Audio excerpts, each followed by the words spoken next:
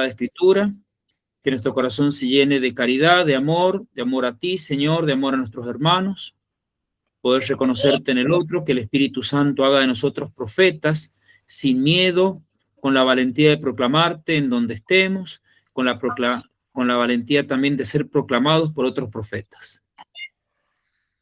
En el nombre del Padre, del Hijo y del Espíritu Santo. Amén. Bueno, miren, la idea es poder aprovechar lo que más se pueda estos 40 minutos para, en realidad, estudiar. No nos juntamos a rezar, sino estudiar. Es decir, vamos a tratar de entender el tema de los profetas durante este año, ¿no? Obviamente, el estudio religioso me hace una persona religiosa. Y la persona religiosa tiene mucha fe, tiene mucha esperanza y tiene mucha caridad. Cuando la religión realmente me ha transformado, se aumenta mi fe, se aumenta mi esperanza y se aumenta mi caridad. Bien, entonces, en ese marco queremos tomar el estudio de los profetas, en el marco de los profetas, bíblicamente, ¿no? Es decir, vamos a estudiar el profetismo no en nuestra época, sino de los profetas del Antiguo Testamento. Bien, yo los invito a que todos los que tengan los micrófonos abiertos los podamos silenciar.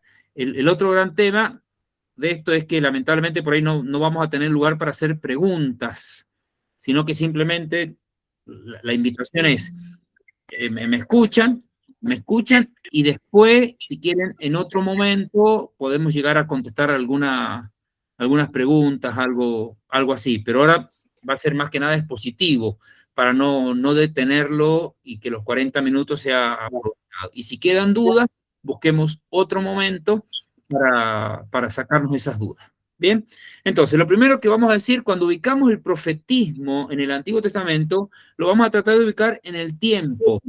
Todos saben que tenemos antes de Cristo, después de Cristo. Bien, entonces, a todo el profetismo bíblico, vamos a decir cosas básicas que para muchos de ustedes puede ser redundante, pero como no sabemos, entre todos es mejor algo más común para manejar todos el mismo estudio. Entonces, el profetismo está ubicado antes de Cristo, entre el siglo XI y el siglo IV.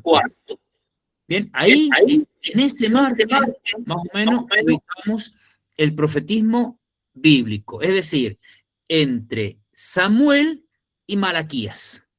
Entonces, lo primero que nosotros, cuando me hablan del profetismo bíblico, ya sé que está entre el siglo XI y el siglo IV, antes de Cristo. Ya lo ubiqué en el tiempo, ya lo tengo ubicado en el tiempo, este profetismo. Y ya sé que son dos profetas los que abarcan una multitud, un gran número de profetas. Lo tenemos a Samuel como el primer gran profeta y lo tenemos a Malaquías como el último profeta. Bíblicos. ¿Estamos? Bien. Damos un segundo paso. Ustedes habrán escuchado alguna vez que se dividen los profetas que tenemos en la Biblia en profetas mayores y en profetas menores. Si ustedes tienen su Biblia y se van a la parte de los profetas, van a encontrar como en los profetas vamos a encontrar una serie de profetas, muchos, pero que se dividen habitualmente entre los mayores y los menores. Entonces, los mayores son aquellos que tienen textos más extensos. Entonces, hablamos de Isaías, hablamos de Jeremías, de Ezequiel, de Daniel. Son 4 los profetas que han escrito muchísimo, tienen mucho. Entonces, cuando alguien me dice profetas mayores, yo ya sé que se refieren fundamentalmente a 4. Entonces ya lo tengo ubicado. El resto de los profetas les llamamos profetas menores. Bueno, con esa división, que si bien nos interesa, no nos vamos a quedar. Pero capaz que los próximos expositores nos hablen de profetas mayores y profetas menores. Entonces nosotros ya está. Ya sé que hay 4 profetas mayores y que son mayores por la extensión y no propiamente por el mensaje. El mensaje se puede escribir en una página como en 20 páginas. Profetas mayores porque escribieron el mismo mensaje en 20 páginas. Bien, hoy vamos a utilizar otra división, que es un tema de ese momento que marcó el profetismo. El pueblo judío tuvo algo que se llamó el exilio. que por ahí no lo manejamos tanto, lo hemos escuchado. Exilio es que vino otro pueblo, los tomó, los invadió, les ocupó todo, les tiró el templo, les arruinó todo y se los llevó a otro lugar. ¿Ven? A otro lugar llamado Babilonia. Por eso ustedes van a escuchar cómo la Babilonia es el lugar malo del judío, porque ahí fueron exiliados. Bien, esto ocurrió en el año 586 antes de Cristo. Todo, obviamente, no lo volvemos a repetir, pero por las dudas, todo es antes de Cristo. Entonces, uno de ustedes me está mirando y dice, padre, ¿me repite el año? Sí, cómo no, 586 antes de Cristo. Ahí ocurre algo catastrófico para ellos, que fue la ocupación de un pueblo que vino a invadirlos y se los llevó. ¿Ven? Pero catastrófico no solamente en el sentido material, sino en el sentido religioso de la palabra. ¿Por qué? Porque si ellos confiaban tanto en Dios, ¿por qué me pasa esto? Entonces hay toda una lectura religiosa del hecho. Bien, entonces nosotros, en este hecho 586, que es el exilio, vamos a tener algunos profetas que le vamos a llamar preexílicos, profetas que le vamos a llamar exílicos y profetas que le vamos a llamar post-exílico. Bien, de todo el grupo de profetas, ya no nos quedamos con mayores y menores, sino que decimos, de estos 16 profetas en total, hay algunos que están antes del exilio, es decir, que hablaron antes del exilio. Obviamente el mensaje de ellos antes del exilio los verán en los meses que tenemos las charlas, porque hoy solamente es ubicarnos como introducción. En realidad, hoy lo que quiero hacer es que ustedes se pongan a estudiar profetas, que busquen introducciones a los profetas, que googleen profetas, que le pregunten a la inteligencia artificial qué son los profetas, que busquen la Biblia y vayan a las introducciones de la Biblia y que digan, voy a empezar a leer Jeremías. Eso es lo que quiero que hagan. Bien, entonces para eso lo que estoy haciendo es un marco de introducción. Bien, repetimos. Tenemos profeta preexílico. El preexílico lo que hizo fue decir, guarda que nos estamos portando mal y podemos tener una catástrofe. ¿Ven? Esos profetas, que ahora no los vamos a ver, sino que simplemente les digo, esos profetas dijeron, che, ojo que las cosas no las estamos haciendo bien. Ojo, cuidemos, ojo, cambiemos, ojo, volvamos, que algo va a pasar. Que tienen que haber sido estos profetas personas muy visionarias, ¿ves? Para decir, che, esto no estamos haciendo bien las cosas, no estamos siendo fieles a Dios, no estamos cuidando el culto, nos estamos despreocupando de los pobres y de las viudas, la limosna ya no es algo importante en nuestra vida. Ojo, profetas preexílicos, profetas exílicos, ya estaban en Babilonia, ya se habían quedado sin familia, eran esclavos, los tenían tirados en la miseria, trabajaban para otros. ¿Ve? En el exilio tenemos otros profetas, que es un gran número, que decían, ya vamos a volver. Ya Dios nos va a dar la gracia, ya tenemos que volver, ya va a suscitar en nosotros a alguien y vamos a volver a ese lugar. No nos contaminemos de la idolatría en Babilonia. Babilonia tenía 5.000 ídolos. Nosotros seguimos confiando en un solo Dios. Todos esos profetas, que es un gran número, que aparecieron en épocas de crisis, pero ya exiliados, ya afuera, ya sin bienes, ya sin tierra, ya sin templo ni ley. Que para un judío en ese momento, el templo y la ley era el centro de todo. Se quedaron sin templo y sin ley. Aparecieron hombres, que llamamos profetas, que empezaron a decir, che, ya vamos a volver, volvamos a la fidelidad.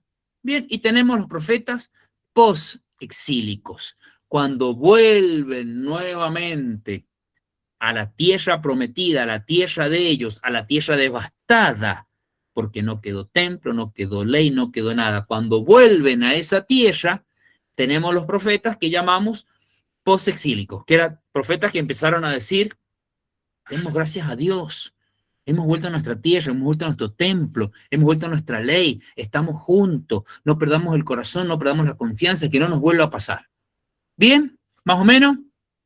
Entonces, ustedes cuando vayan a la Biblia y encuentren el libro de los profetas, ustedes ya saben que en todos estos profetas tenemos algunos que son preexílicos, otros que son exílicos y otros que son posexílicos. Quiere decir que hay distintos momentos, pero yo les dije del siglo XI, siglo IV, imagínense la cantidad de siglos que han pasado. Imagínense todo lo que ha pasado. ¿Más o menos? Bien. Con que muevan la cabecita, seguimos. Lamentablemente, preguntas no recibimos. Hasta el próximo examen. Bien, entonces, demos un paso más. Lo que ahora vamos a tratar de hacer es ir al contenido que vamos a desarrollar a lo largo de estos meses. Porque yo lo primero que hice fue ubicarlos en el contexto histórico, propiamente, y cultural. Ya estamos ubicados. Ahora vamos a dar un paso más, porque estos profetas ya creían en Dios, ya tenían el conocimiento de Dios. Ahora vamos a tratar de ir a la palabra de Dios, vamos a ir a la palabra de Dios para tratar de entender qué es un profeta. Bien, ubicamos entonces el profetismo. Ahora vamos a dar un paso más para decir, bueno, ¿qué es un profeta? O sea, han visto que cuando uno tiene clases de Biblia, el profesor dice, a ver, algún alumno que busque. Bien, yo lo único que voy a hacer es darle la cita y yo se los voy a ir leyendo. Yo los invito a que ustedes puedan anotar la cita y después estudiar. Bien, vamos a estudiar. Con que muevan la cabecita, me sobra. Bien, el primer texto que yo los invito a que busquemos, que lo lean después o que lo vayan buscando, pero yo se lo voy a leer, es el texto de Deuteronomio. Deuteronomio 18, del 9 al 20. El Deuteronomio es un libro, el Pentateuco propiamente, que vimos el año pasado, es un libro donde está, cuando Jesús dice la ley y los profetas. Cuando dice la ley, habla del Pentateuco. ¿Puedes repetir la cita bíblica, por favor? Bueno, es Deuteronomio 18, del 9 al 20. Bien, Deuteronomio 18, del 9 al 20. Bien, entonces cuando Jesús dice la ley y los profetas, se está refiriendo a la ley, es el Pentateuco. Toda la ley de los judíos, si uno quiere conocer bien la cultura judaica, tiene que leer el Pentateuco, que lo vimos el año pasado. Bien, entonces el Deuteronomio es un libro propiamente que lo tenemos en el Pentateuco. Fíjense lo que dice. Cuando entres en la tierra que el Señor tu Dios te dará, no aprendas a practicar las abominaciones que cometen esas naciones. Entonces habla una serie de abominaciones que ellos no tienen que practicar. El Señor, dice en el versículo 15, perdón. El Señor tu Dios te suscitará un profeta como yo. El que está escribiendo la ley es Moisés. Moisés es como el gran profeta. Entonces dice, el Señor tu Dios te suscitará un profeta como yo. Lo hará surgir de entre ustedes, de entre sus hermanos, y es a él a quien escucharán. Esto es precisamente lo que pediste al Señor tu Dios en el Horeb el día de la asamblea, cuando dijiste, no quiero seguir escuchando la voz del Señor mi Dios, ni miraré más a este gran fuego, porque de lo contrario moriré. Me detengo en el versículo 17. El profeta es alguien que surge del pueblo, pero porque el pueblo había pedido, no sé si ustedes recuerdan esos pasajes del Éxodo, cuando Dios no se da a conocer, no muestra su rostro, sino el que veía su rostro moría, obviamente en un lenguaje simbólico. Entonces el pueblo termina diciendo, no queremos ver tu rostro, ¿por qué no nos nombrás uno de tu pueblo que hable en tu voz? Entonces el profeta es algo pedido por el mismo pueblo. El mismo pueblo, y sacado del pueblo, le dicen, ¿por qué no nos das a alguien de nosotros que hable en tu voz? Entonces el Señor me dijo, lo que acaban de decir está muy bien. Por eso suscitaré entre sus hermanos un profeta semejante a ti. Pondré mis palabras en su boca y él dirá todo lo que yo le ordene. Bien, entonces el profeta va a ser una persona que Dios le va a poner palabras en su boca. Esto solamente lo entiende el creyente. El creyente ve en el otro la voz de Dios. ¿Ven? Que para nosotros esto es muy importante, porque escuchamos la voz de Dios en el otro. El profeta es aquel que tiene la capacidad de escuchar y que Dios me quiera hablar y yo pongo mi voz al servicio de Dios. ¿Ven? Entonces estamos tratando de enmarcar lo que todos los profetas han vivido. ¿Qué es esto? Todos los profetas sabían esto. Bien, al que no escuche mis palabras, las que este profeta pronuncie en mi nombre, yo mismo le pediré cuenta. Y si un profeta se atreve a pronunciar en mi nombre una palabra que yo no le he ordenado decir, o si habla en nombre de otros dioses, ese profeta morirá. Entonces, así como el profeta está marcado por Dios para que ponga las palabras de Dios, también hay una parte humana muy interesante ya en el Antiguo Testamento. Como diciendo, si hay algún profeta, que lo vamos a ver después en otro texto, pero si hay algún profeta que se anima a hablar o a decir cosas que no son mías, morirá. Entonces, en la espiritualidad de los 16 profetas está muy marcado por esto. Eran personas que lo primero, por Deuteronomio 18, es, quiero escuchar a vos, la voz de Dios, y si Él pone palabras en mi boca, las quiero pronunciar. ¿Bien? Bien.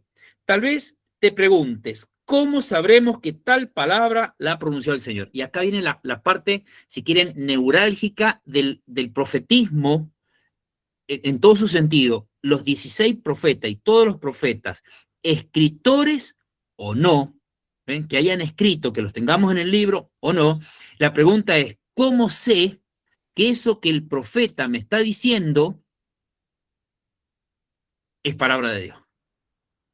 Bien, entonces, que esa pregunta, después léanla ustedes y piénsenla, no la recen, récenla en otro momento, pero piénsenla, como diciendo, ¿cómo sé yo que este profeta realmente es de Dios? Que eso ya se lo está cuestionando la misma Biblia.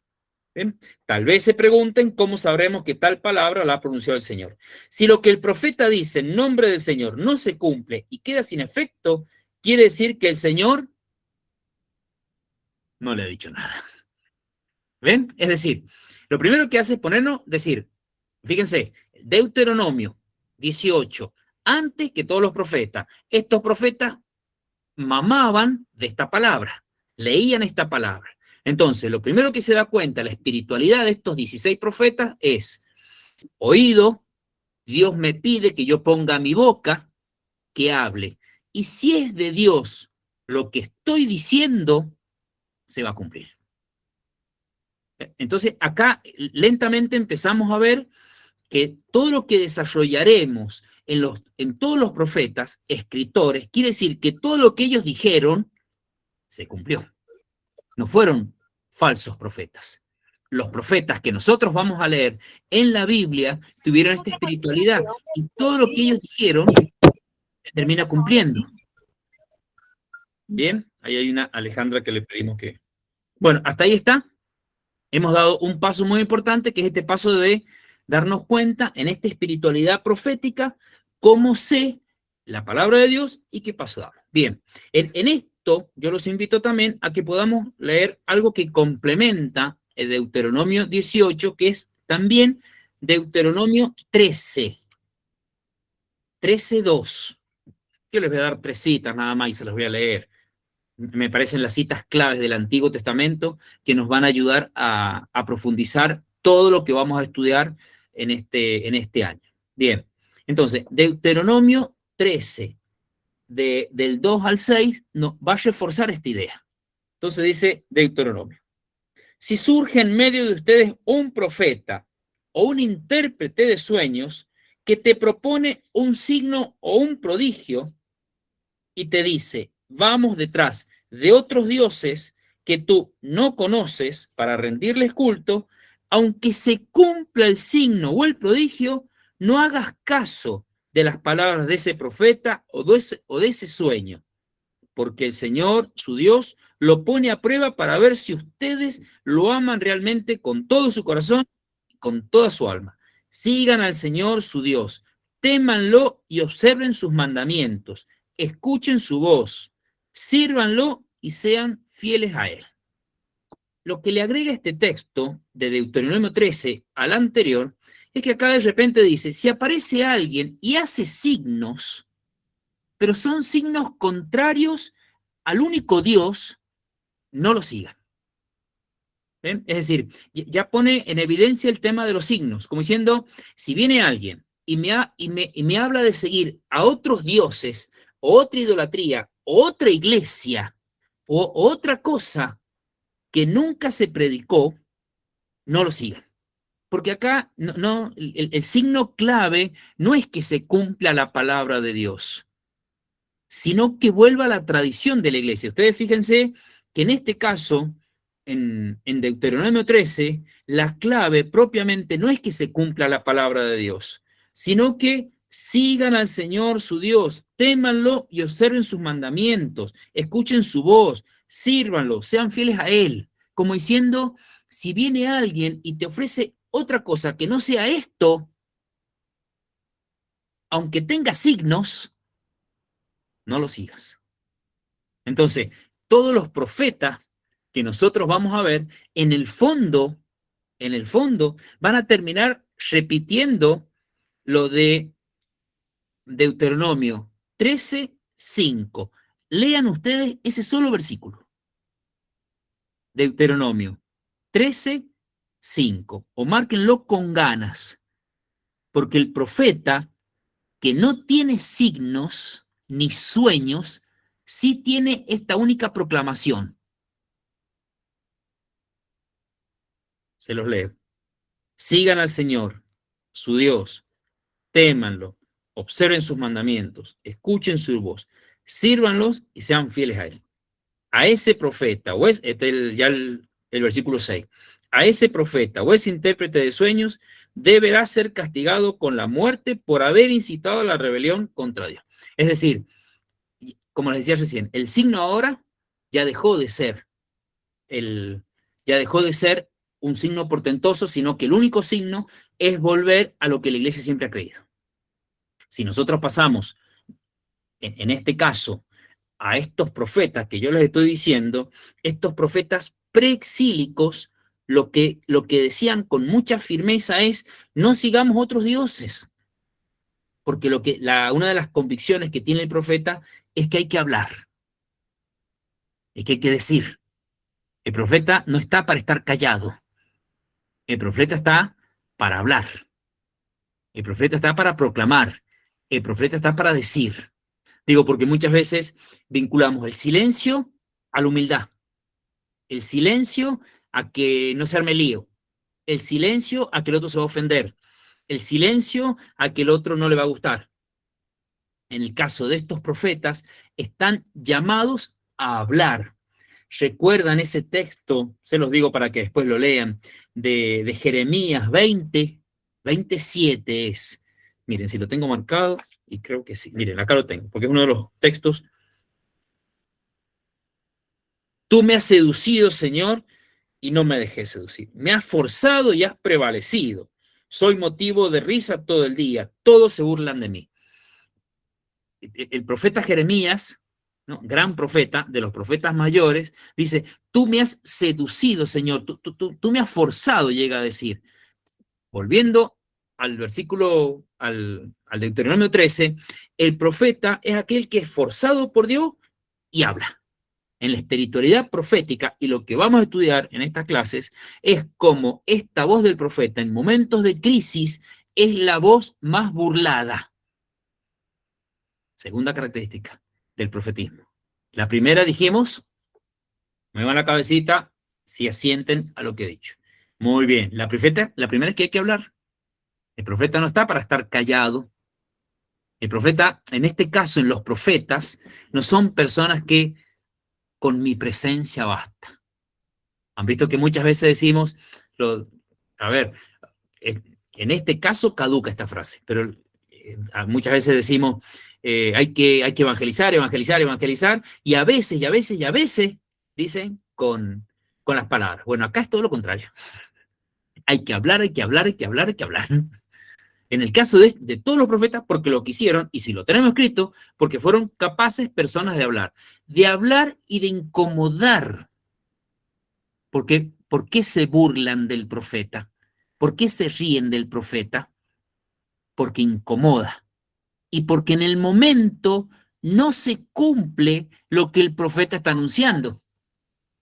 No se los voy a leer ahora, pero recuerdan en el caso de Elías, con el fuego, que vinieron un montón de profetas y se burlaban de él y llamaban a los dioses, a los dioses, a los dioses, y no vino ningún dios y no prendió el fuego. Y sin embargo él, con una oración, le pidió al Señor y se encendió la llamarada y el holocausto. Bueno, es algo así, es uno contra todos, pero es Dios. La espiritualidad profética es Dios el que me está diciendo es esto. Entonces, una segunda característica que vamos a ver en todos los profetas es que a pesar de todo, esto hay que hablar. Y cuando digo a pesar de todo, digo a pesar de las burlas, como dice Jeremías. Recuerden un dato muy importante. En ese momento, una cosa era el sacerdocio y otra cosa era el profetismo. El sacerdocio era algo hereditario, una familia, la familia de Leví, se transmitía por sangre. ¿Quién era sacerdote? El que nacía de la familia de Leví. El que no nacía ahí, olvídate, no era sacerdote. Entonces, algunos sacerdotes eran profetas, pero no todos. Ahora, los profetas, cuando tuvieron que repetir esto que yo les he leído de Deuteronomio 13:5, ¿a quién se lo repetían de un modo? ¿Les han metido alguna vez el dedo en la llaga? ¿Han tenido algún profeta en la casa que les ha metido el dedo en la llaga? Bueno, ¿a quién les repetía? A esos sacerdotes. No nos olvidemos de Dios, observemos su ley, seamos fieles a Él, no importan los otros dioses, salgamos de ahí, no está bueno juntarnos con otros pueblos porque tienen otros dioses. El profeta les repetía fundamentalmente esa clase de Leví, a la clase sacerdotal. Bien, entonces el profeta necesariamente, Dios no solamente le da su palabra, sino que le da una voluntad.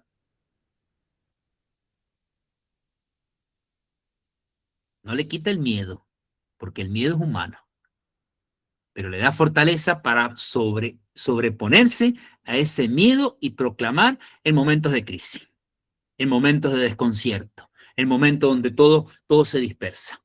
Hasta ahí está. Esta es la segunda cita, que hemos dado un paso, y ahora los invito a que tomemos una tercera cita, que es la cita de Segunda de Reyes, del versículo 2, no, Segunda de Reyes, capítulo 2, versículo 14.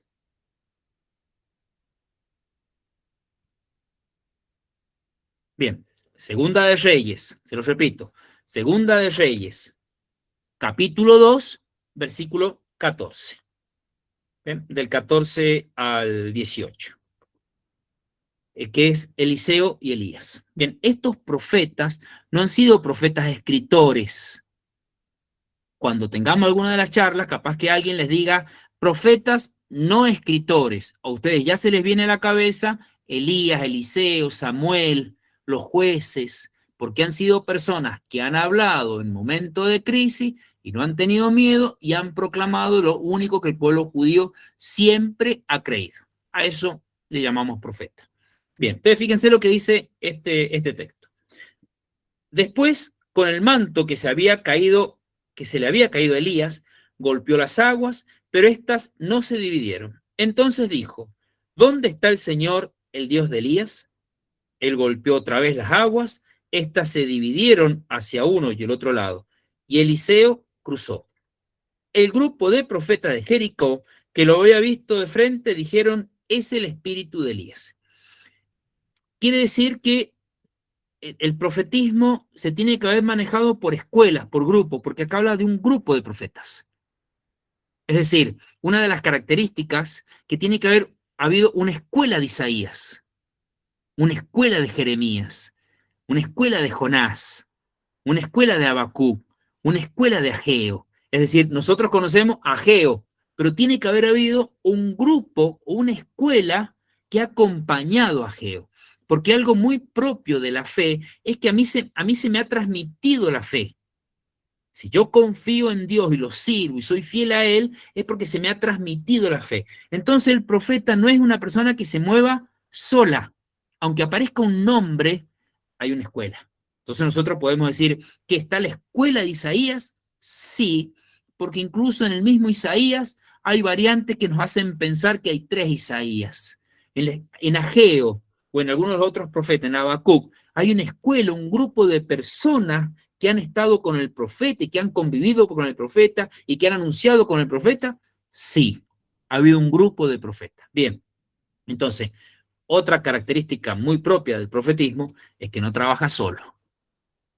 Esto se vuelve a repicar a lo largo de toda la comunidad, porque todo este pueblo se movía por comunidad, por eso el concepto hermano que tanto lío nos trae con los evangélicos. Cuando uno se mete un poquito más en la Biblia, uno se da cuenta que el hermano es el pueblo, formamos parte de la misma raza. El levita era hermano de otro levita, aunque fueran Pérez y los otros Shubinitsky, pero eran todos hermanos porque eran parte del mismo clan, y estamos hablando de hermanos de 7.000 familias.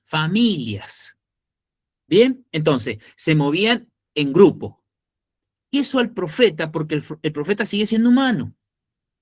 Acuérdense, el profeta sigue siendo humano y ahora, en este texto, se nos nota con más claridad la humanidad del profeta. Bueno, entonces sabemos que se manejan por grupos.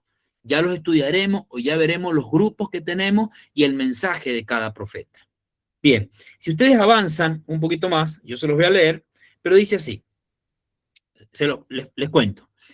Para ellos, Elías era el gran profeta. Eliseo lo continuaba. El grupo de profetas, cuando Elías se va, es llevado, el grupo de profetas dice, Eliseo, ¿no será que Dios lo ha arrojado y está en otro lado? Entonces, tiene que haber sido algo, ¿han discutido alguna vez? ¿Con ganas, con pasión, con amor? Bueno, tiene que haber sido que el grupo de profetas le empieza a decir, mirá, puede ser que esta persona no esté en el cielo, sino que ande por acá y que Dios lo haya arrojado. Y Eliseo, como profeta mayor, como profeta con más experiencia, acuérdense que la experiencia es un grado en la vida.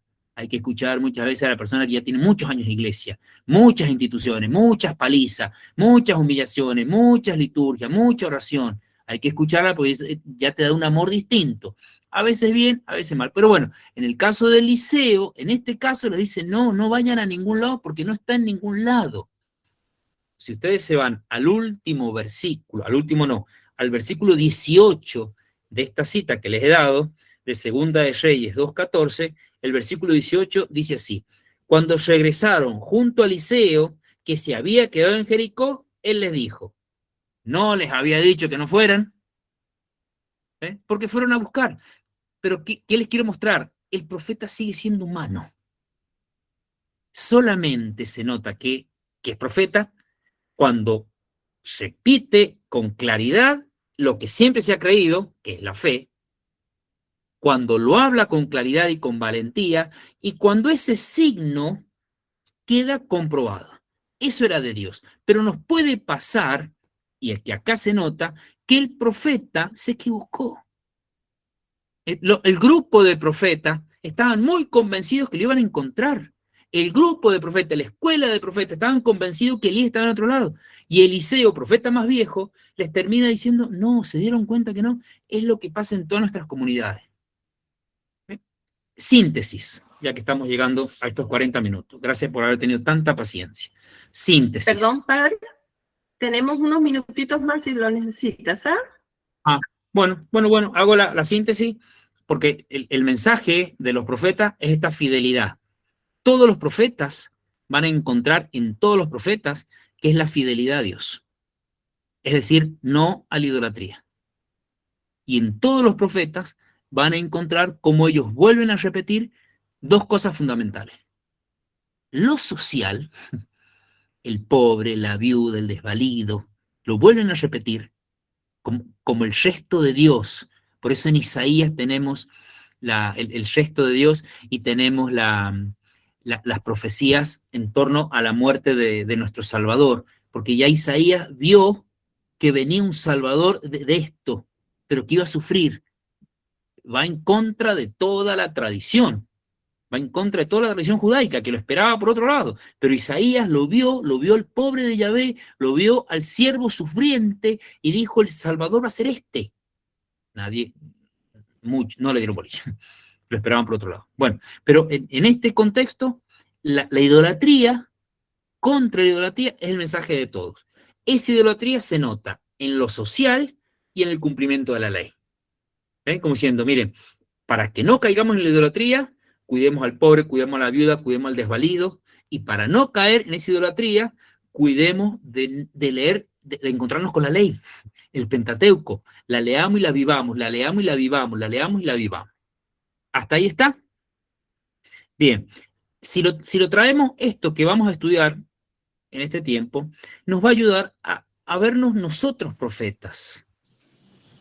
Porque seguramente todos nosotros tenemos una palabra valiente que decir, sabiendo que nos podemos equivocar, sabiendo que no somos infalibles.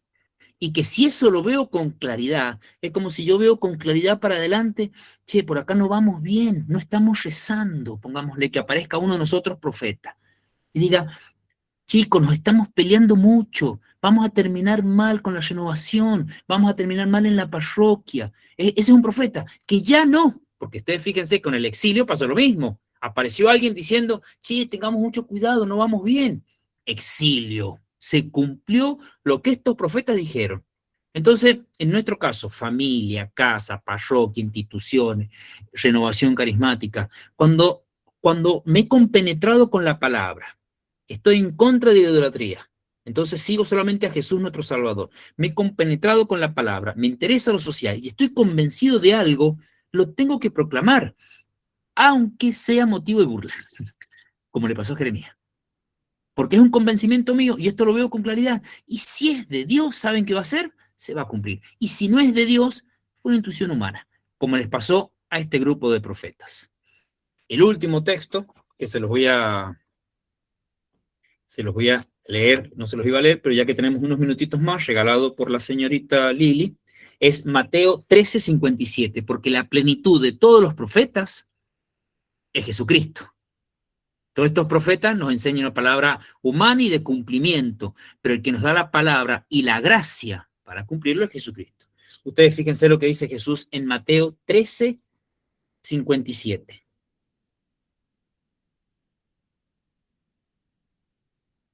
Y Jesús era para ellos un motivo de tropiezo. Entonces les dijo, un profeta es despreciado solamente en su pueblo y en su familia. Él se aplica ser profeta. Hay pocos textos donde Jesús se aplica que él es profeta. En este caso, Mateo 13:57, se aplica para sí mismo el concepto profeta. Entonces dice, como un refrán, ¿han visto el refrán? Más vale pájaro en mano, bien, que 100 volando. Y así, entonces Jesús se aplica a sí mismo este refrán del pueblo judío. Un profeta, refiriéndose a él, siempre va a ser despreciado en su pueblo y en su casa, porque era motivo de tropiezo, no lo escuchaban, se burlaban de él. Se vuelve a repetir lo de Jeremías. Lo que nosotros vamos a estudiar, en definitiva, que nos ayude a vivir esto de Mateo 13:57. Si somos motivo de tropiezo y no somos recibidos ni en nuestra casa ni en nuestro pueblo, no importa, el Señor me pide que hable.